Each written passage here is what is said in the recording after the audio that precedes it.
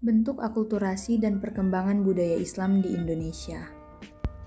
Perkenalkan, nama saya Rizky Elsafira Husni dari kelas 10 IPS 2 SMA HKBP 1 Tarutung. Ini adalah tugas sejarah Indonesia dari Miss Dewinta Huta Barat tentang bentuk akulturasi dan perkembangan budaya Islam di Indonesia melalui seni bangunan, seni ukir, aksara, dan seni sastra, kesenian, dan juga kalender. Apa itu akulturasi?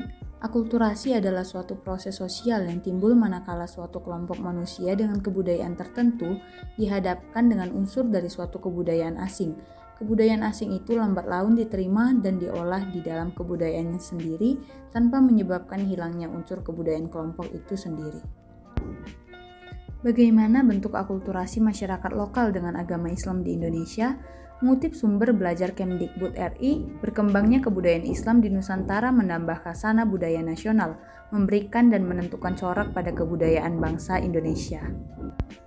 Perkembangan budaya Islam tidak menggantikan atau memusnahkan kebudayaan yang sudah ada di Indonesia, karena kebudayaan yang berkembang di Nusantara sudah begitu kuat di lingkungan masyarakat, sehingga terjadi akulturasi antara kebudayaan Islam dengan kebudayaan yang sudah ada.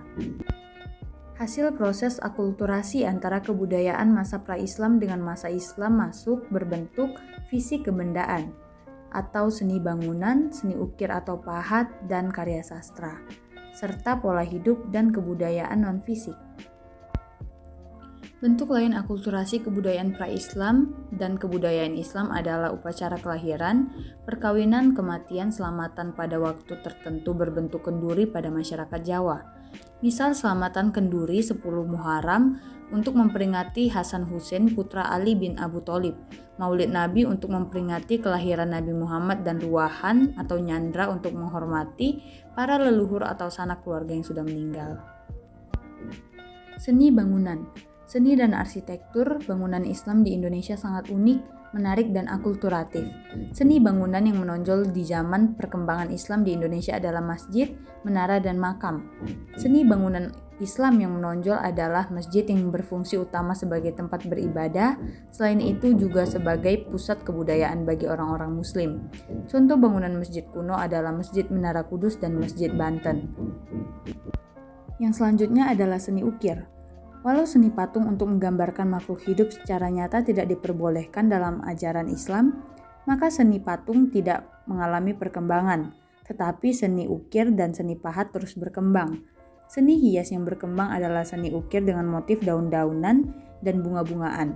Kaligrafi huruf Arab, muncul kreasi baru yaitu bila terpaksa melukiskan makhluk hidup disamarkan dengan berbagai hiasan agar tidak jelas berwujud hewan atau manusia.